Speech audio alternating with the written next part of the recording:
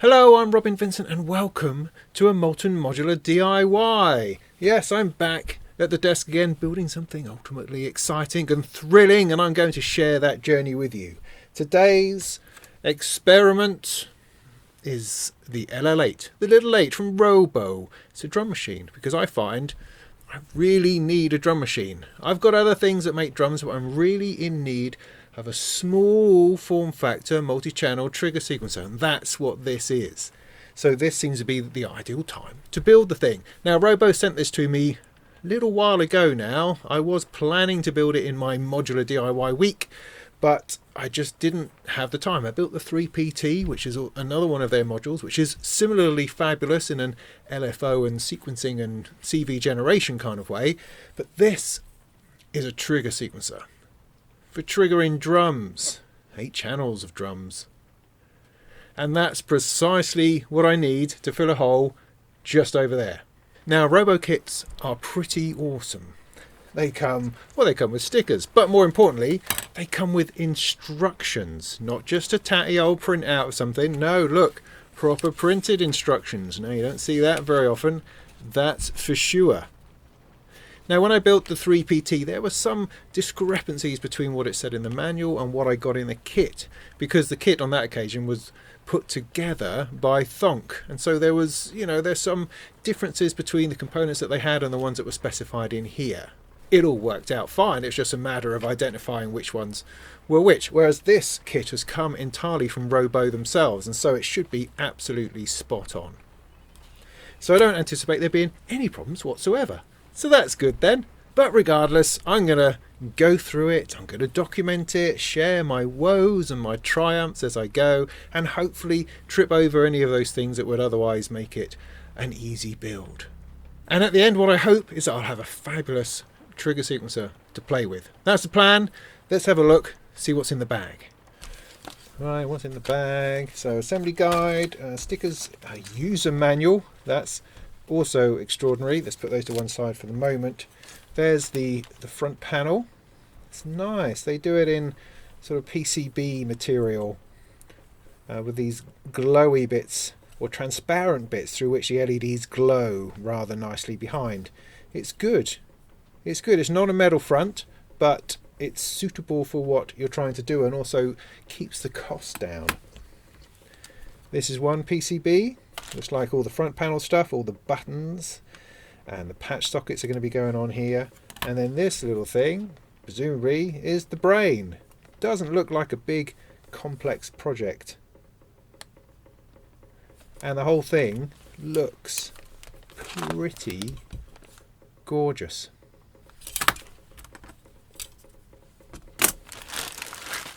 Let's have a look in the bag. Another sticker.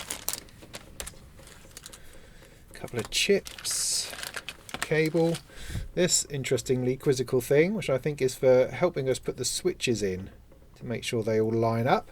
We'll find out, no doubt, in a minute. That's all the hardware,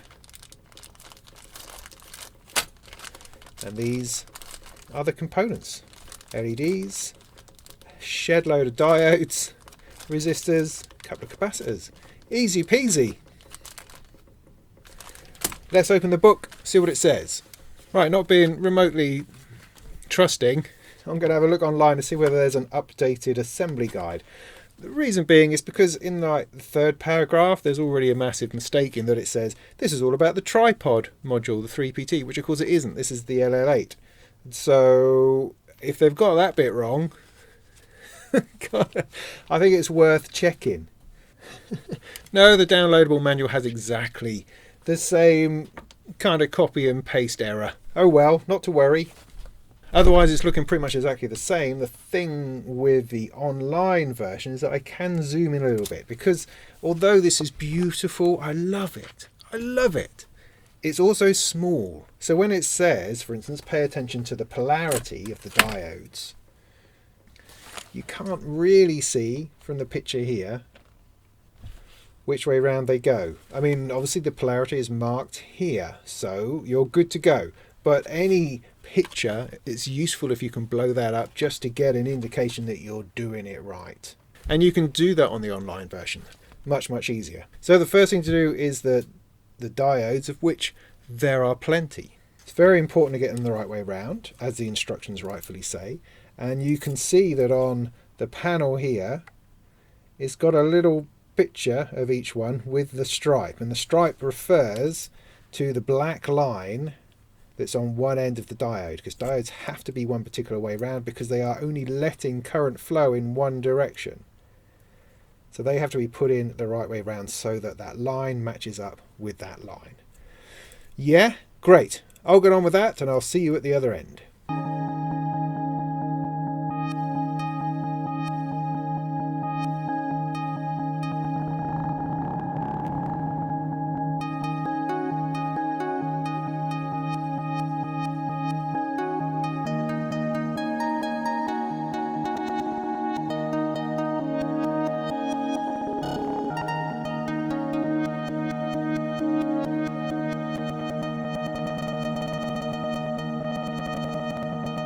Next up is the Tact Switches, which are these little fellas.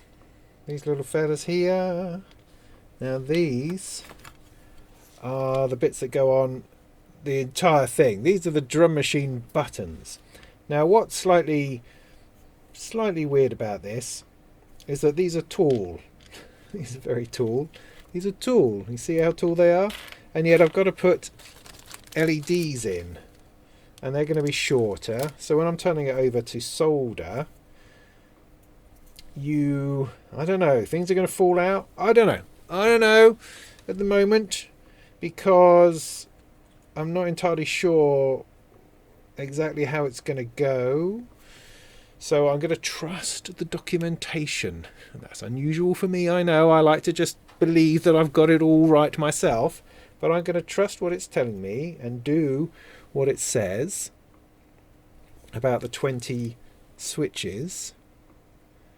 Switches must be soldered directly to the board. There's no space between the board and the switch. So these all go in. I think they can only go one way round, which is this way round. That seems to be borne out. Yeah, and they mustn't be sat up. They mustn't be sat up like that. They have to be squashed in like that, so they snap in. Yeah, let me do a row of those so you can witness it. So they're, oops, they go in the holes pretty perfectly, he says. Now not being able to get it in the hole, and then push it in till it snaps. Yeah, try not to push on the button itself, because that's not going to help, I don't think. But put them in like that, so there's no gap between the switch and the board. Nice. Then solder all those fellas in. Right, I'll get on with that.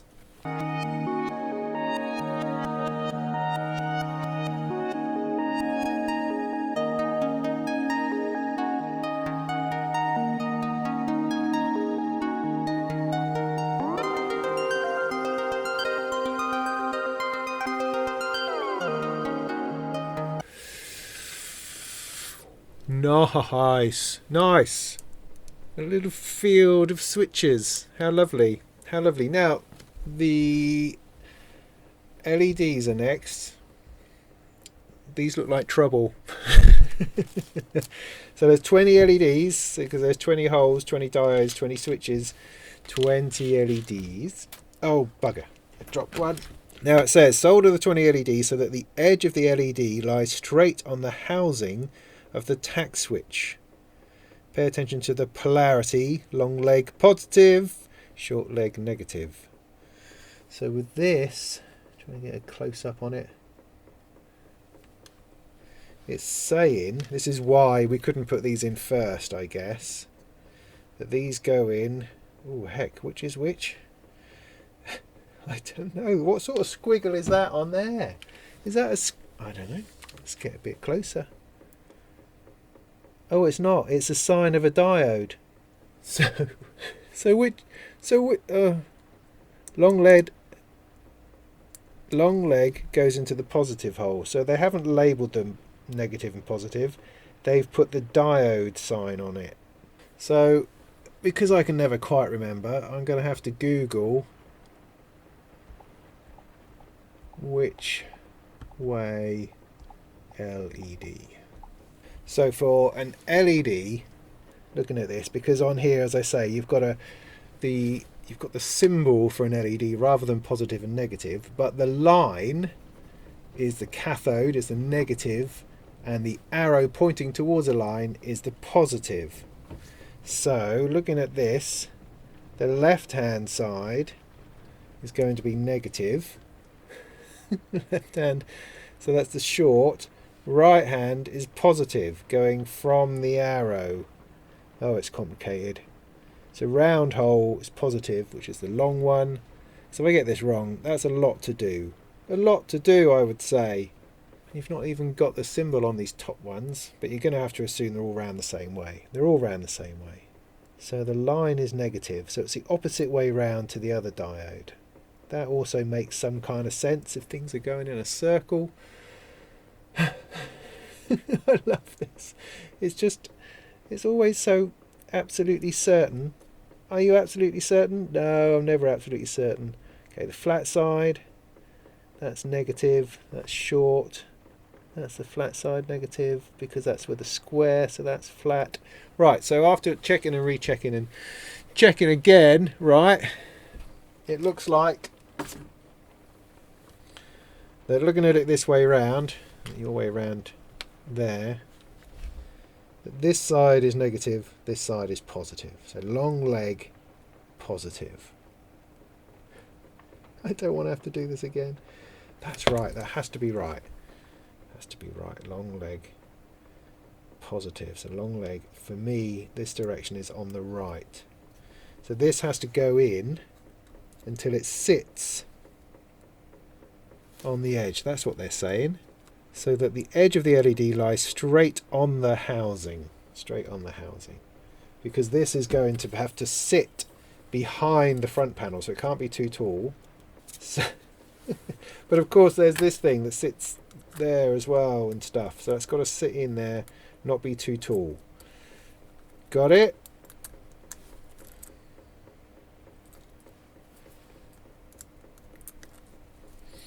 Jumping ahead a little bit. So it doesn't matter if it's a little bit up actually, but resting on the edge of that switch is the ideal position. Right, going for that. So that's on there. Just going to hold it down while I twang it a little bit. Maybe I'll do some of these at a time. So long leg positive. Positive is on this side towards me. Negative at the flat end.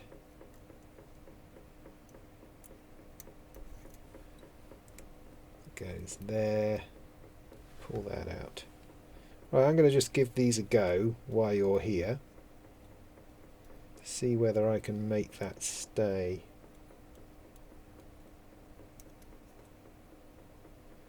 I mean, maybe it's worth putting this over the top just to ensure that they don't bend out a little bit when I solder them. See, that's not a bad idea. That's me thinking, that is. That's me thinking. So let's turn this over. It's going to drop. So maybe I'm not thinking quite so much.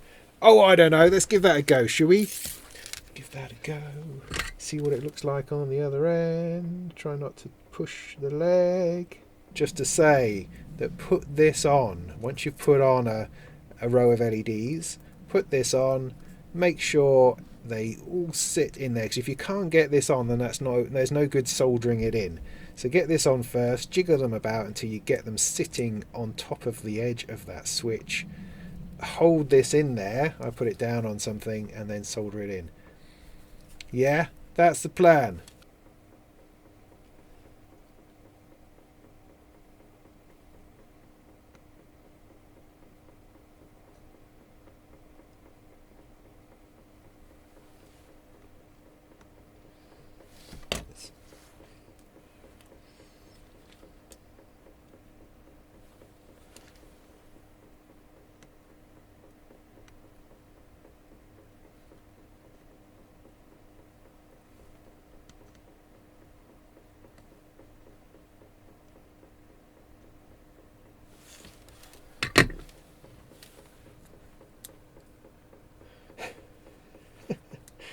See, no, not really. Oh, well, that does go on there. I do have to be careful about it twisting out. That's the difficulty. So that's going to have to be in a little bit. That's alright, I can do that. That's a better fit.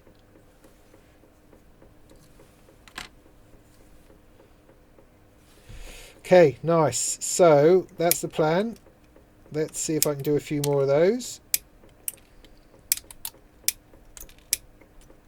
And I do enjoy that.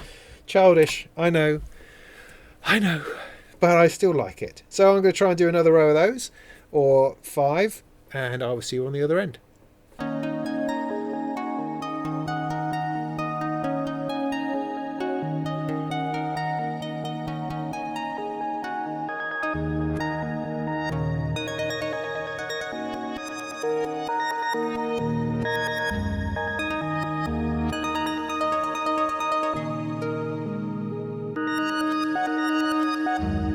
There you are, LEDs. Beautiful LEDs on there. Now, using this as a guide I think was extraordinarily helpful, because this needs to go around the whole lot, so it can't be set back a little bit, can't be pointing away, has to be snug up and on the edge, over the edge of that switch.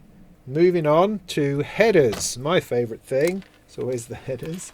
These, I think, are actually right. So turn the board over, here's your line. Look at that, they're the right size. Would you believe it? They're the right size. No cutting of headers, thank goodness for that. So we've now got to turn this over and solder those in without them falling out, which of course is not going to happen. So what do? Well, we use something like this, just a piece of plastic that's knocking around. Going to turn that over. And you've got to try to make sure that these stay sort of upright and straight as best you can. If I let go, of course, that's going to tip over, so I want to stick something under there just to hold it. And then as you actually do the soldering, just be mindful of the fact that you are pushing it and adjusting its position. So do one on either one.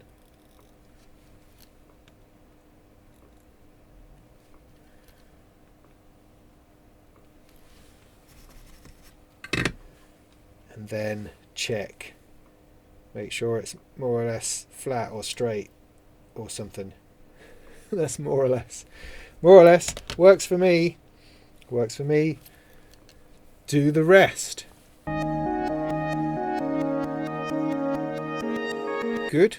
Headers on nicely. Next it's the standoff. Stand off these two screws. These fellas, I believe. Screw the bolts into the board. The longer male bolt is inserted through the board from below. So like that, I guess. Here, yeah. And then the bolt goes on the top. How'd you get that in? How'd you work? What? Okay. It would. How do you get? All right. Let me hold that one. Oh. Hold that one on with your finger, like so. That's a better way of doing it. So, alright, a bit like that. Maybe. A bit like that.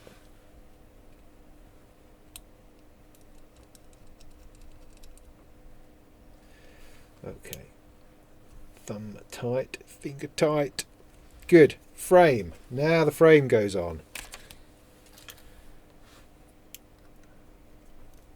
Look at that. And because you've perfectly positioned those LEDs, that's just going to go on there. Sweet as a nut. Sweet as a nut it is. Wonderful. Look at that. Nice. So that's on there. It doesn't do anything. It's just on there. It's not secured in any way. No, okay. So now we do the Thonkiconns. These fellas here, or I call them patch sockets normally. 9 of them. They go in a nice array. Now this is a good opportunity to stick the board on, and in fact it says do not solder them yet. That's good advice. So with these you've got like one leg and two legs together, so this leg here gives you an opportunity just to push against it so it holds it in with a little bit of tension. A little bit of tension, and then that pops in there as easy as anything. There we go. There we go. This one into there. So you put that outside leg in first, this twangy one. Nice. All in. Don't solder. It says don't solder, because you've got to get them to line up nicely. So turning the page. Now place the panel on the board and screw it in with the two black screws. So this panel here is going to go over there. So these are so nice. I love those bits. With a little bit of jigger in and poker in. That's just going to go in there sweet like. Yeah, is it? Some of these. Come on. Come on. I need a pokey stick. Just to move some of those switches a little bit. Whoo! I'm back up over here again. There we go. Oh, that's coming on.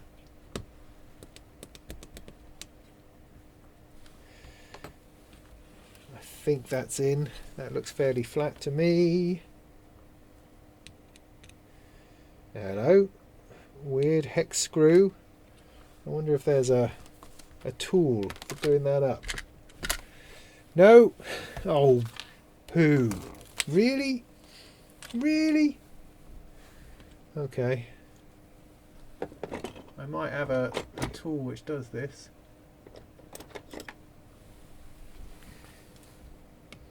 Look at that. Look at that. I do. I have the right tool. Who would have believed it?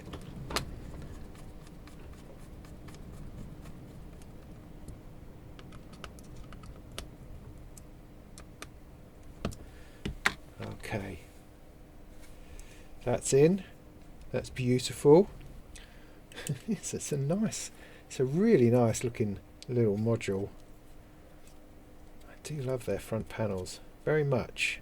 Right, knurly bits go on, not knurlies, but the knurled nuts go on the front to hold it on. So I still haven't soldered underneath, so this is holding everything in place so that the soldering is good and doesn't end up putting things on a wonk. Now we can do the soldering underneath.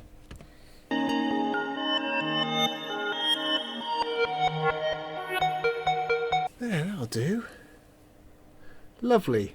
It's looking pretty good, I think. Looking pretty good, I think. Now, what we've got to do is this little fella. Now look at all those resistors.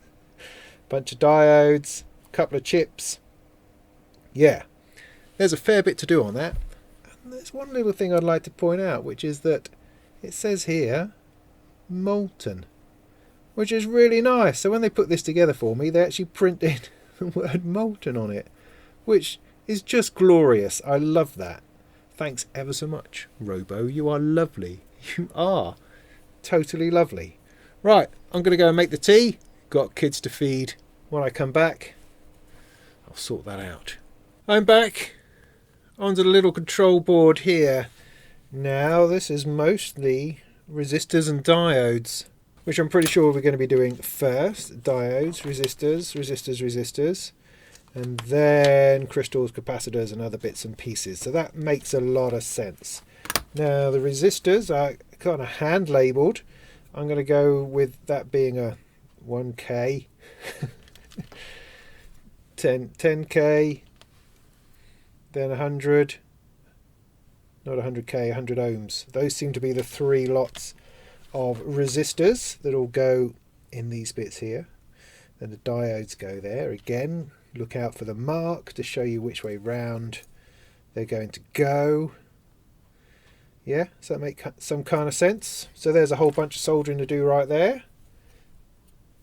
It's all marked on the board, the value of each resistor, so you can't go far wrong, except for those two there where there's something in the way, where you can't actually see what it is. But I'm going to make the huge assumption that it's 1K all the way across.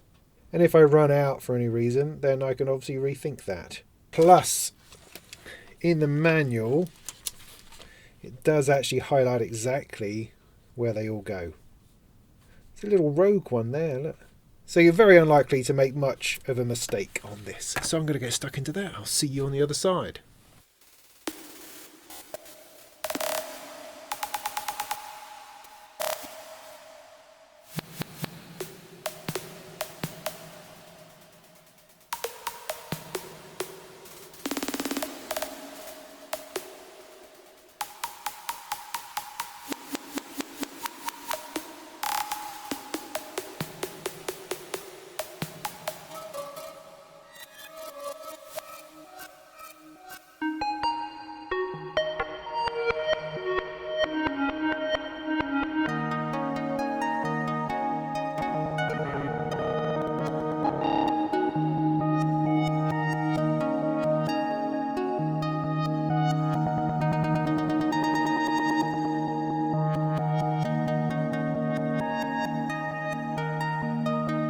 There, looking very smart.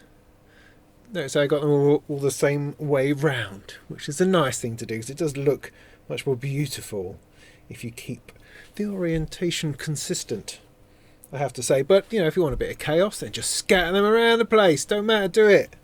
It'll be fine. So, little bits and pieces now. There's a crystal, which I've lost. Okay, this fella here. This little boat thing. I've got a capacitor. I think they might only have the one of those, and two electrolytics. Let me just check. No, I should have a blue one as well. There we go. Right, a crystal, which goes in here at this end. Doesn't matter which way round. Next to that we've got the two blues, the 220s. These capacitors again are not polarized, doesn't matter which way round they go. Like so. And there's the 104 which goes in there. Like that. So give them all a little bit of a bend. Cool. Let's just whack those in.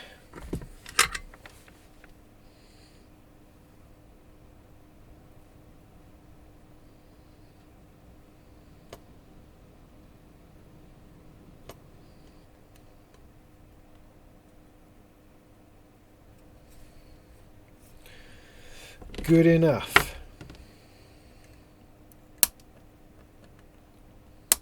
Right, from here I have to open up the little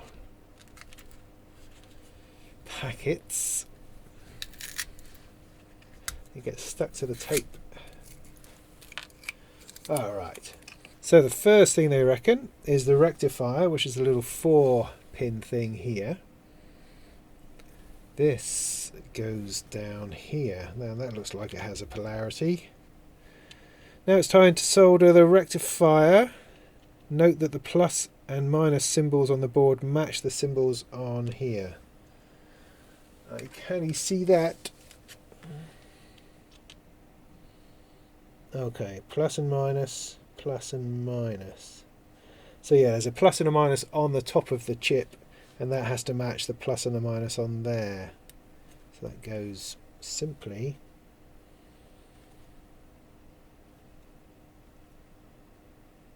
in there. Squashed it. I didn't really mean to squash it. I assume it's not got a holder. Just goes straight in there. Right. Well, let's solder that then.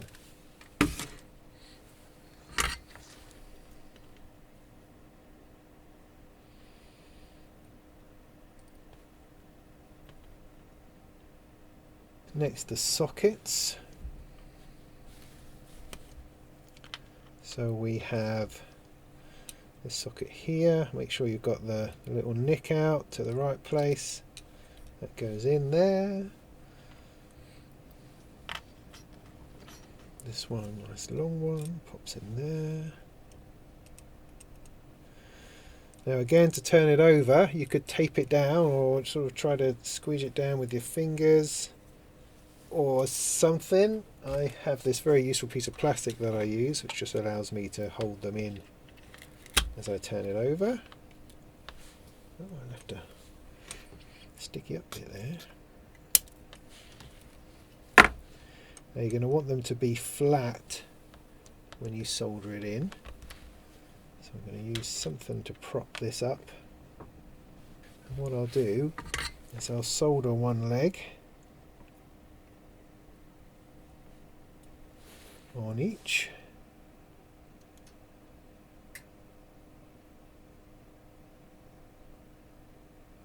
Applying a bit of pressure with the soldering iron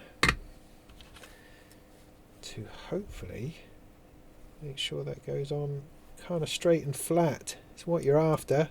Straight and flat. It's not too bad, is it? Good. Do the rest.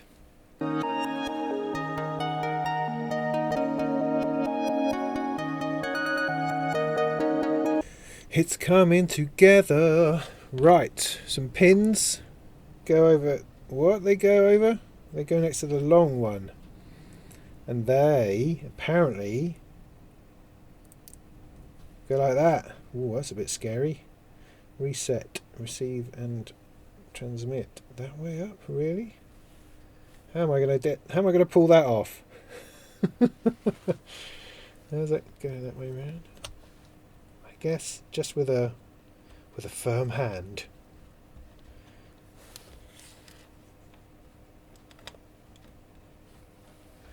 Let's see if I can do that. Just kind of want to press down on it. Get that in there. Oop. Alright, so it bent over a little bit, look. I think that'll be alright. I think I'll get away with it. I can always bend it up a little bit if needs be for whatever it is that's for, because I'm not entirely sure. Right, good. Capacitors, these two. Now these are electrolytic, so they are polarized, so it matters which way round you stick them in. And as before, we said long leg positive, short leg negative. There's the negative because of the stripe on the cap. And these two go into this place here. Negative that way round. All the way down. Long leg positive.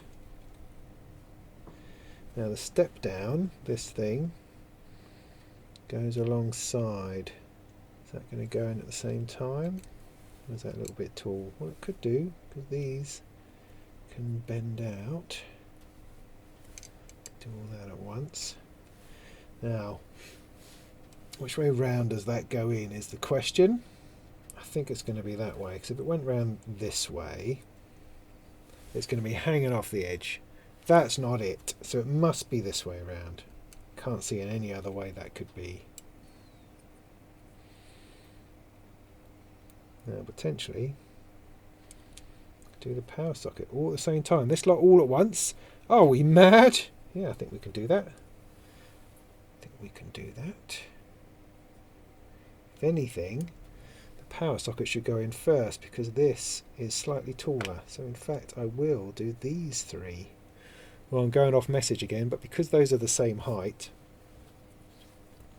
I think they would work better if I did them at the same time. So that's what I'm going to do. Just going to pull this flat, I hope.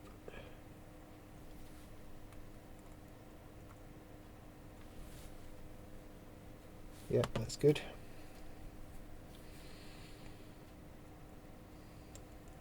Then this little fella on the edge.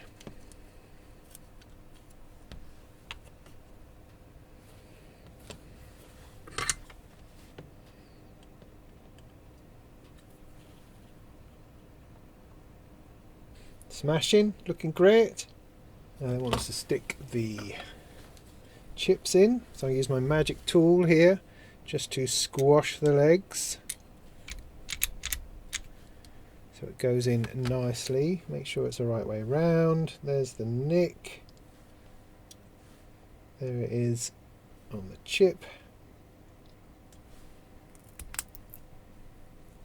Lovely, nice big one. The 80 mega. 80 mega. Drops in there.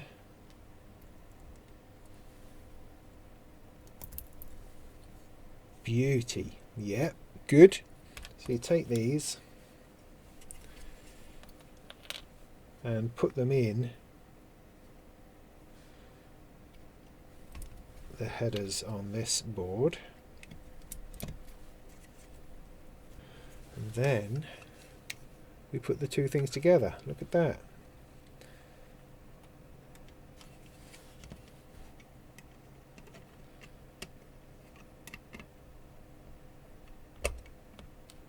Like so. So these here secure the board.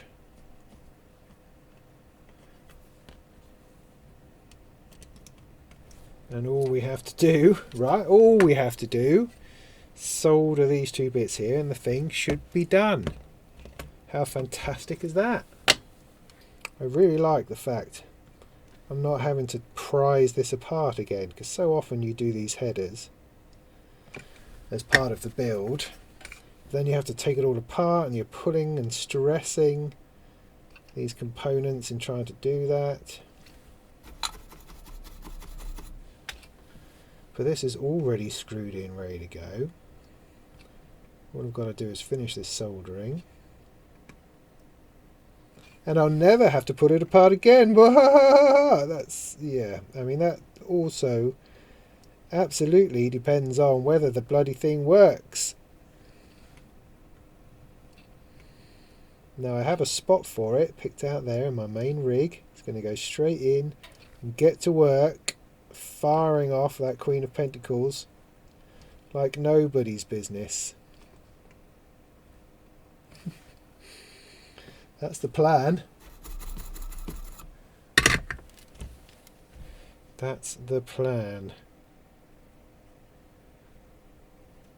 That just assumes that that's all gone perfectly. Now the old power socket's a bit hidden away under there. So this can only go in one way round, which is that. But I cannot really see where it says this is where you should plug it in. If I'd done this the right way around, maybe it should. No, I think I have. That's all hidden nicely under there. I think that's right. That fits in, yeah? That'll do me. That'll do me. There. What a lovely thing. Straightforward. Simple. Simple enough. It was a great build, actually, I should say. Let me get right to that before I test it out. I mean, you know, of course, I might change my mind when the whole thing just blows up. But at the moment, it's a really nice build. It wasn't difficult. The boards were good. Not too many components. There's enough, though, to make it a good soldering exercise. All these switches, LEDs, patch sockets. Yeah, a great exercise in soldering. And then some well laid out resistors and diodes, straightforward. Not too many of those annoying capacitors that upset the balance of the board all over the place. It just plugs in, solders nicely, and comes together. What a beautiful little kit. I really hope I don't have to put it apart again. You know, I'm just looking at those chips in there. I'm not sure they're pushed in hard enough. Well, we'll soon see, won't we? We'll soon see. Right, let me plug it in and give it a go. Now I've got a bit of a patch going on here, as you can probably see. Let me see if I make just a little bit of room. This is the hole into which I'm hoping to put the thing. And just before I screw it in, let me turn it on. Ooh, lights. It says F for failure. No, for fun, form. What? Don't know what that meant, but let's put some screws in.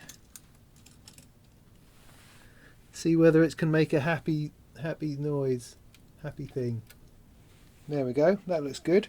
Now apparently it needs a clock, so I'm going to have to take a clock out. Going into there, plug that right into the middle. Like that. Right, so we've got a bit of a baseline going.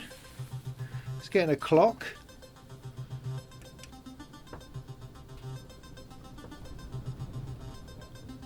I have no clue as to what it's attempting to do. Kind of expect it to step through things. There we go.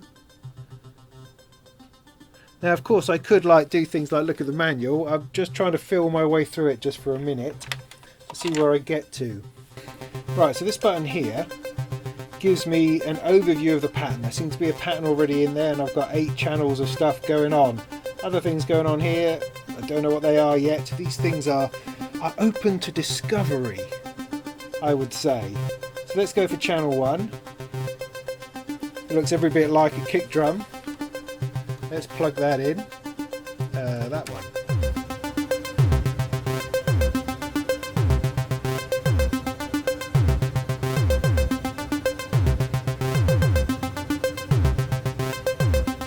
Nice. Channel 2 looks like an offset.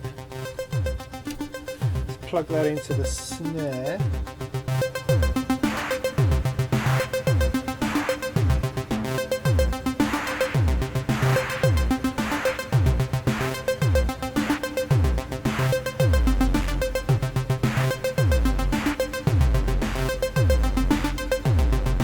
Channel 3 looking a bit, I don't know, hi-hatty, would you say?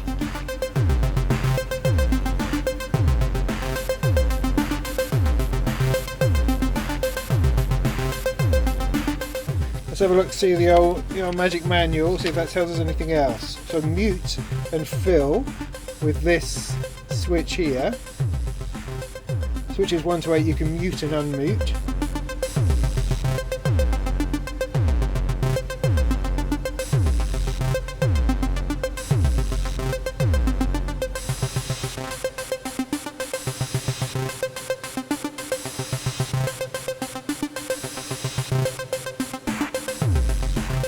Nice.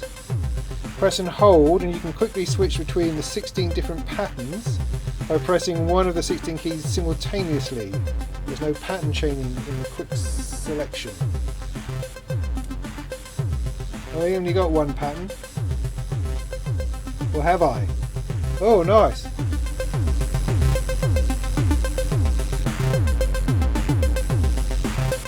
Okay, so that lets me just switch quickly to a different pattern.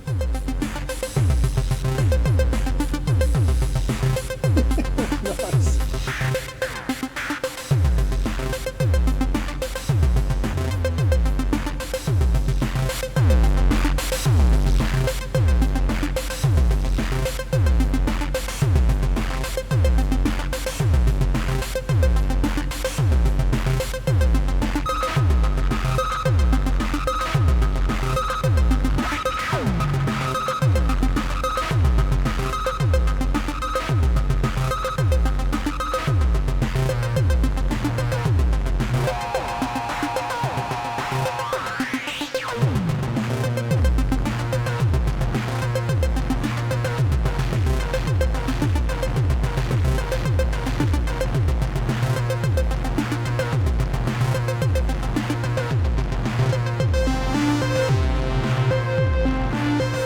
Pattern mode, this one with a musical note is pattern mode. Lets you switch between patterns, I suppose, rather than the momentarily switching between patterns that you do in this other mode. In this one you can actually go to the next pattern.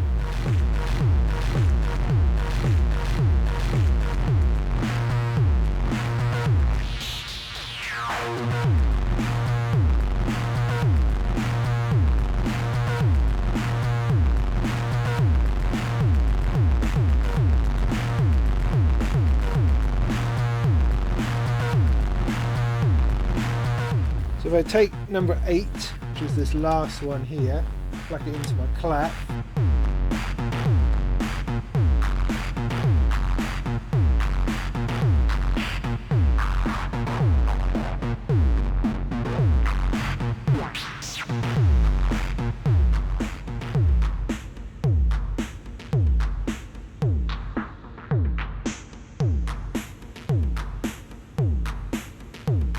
So there you are, the LL8, exactly what I was after, to do exactly this.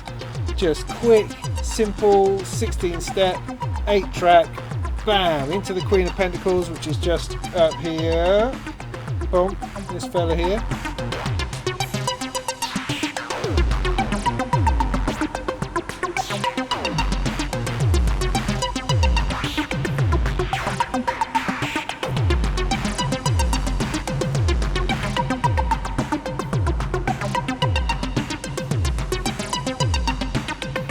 Just brilliant. So yeah, easy kit to build, a little delightful little bunch of lights coming on, simple buttons, small, compact, easy. It's a drum machine, perfect, just what I was after.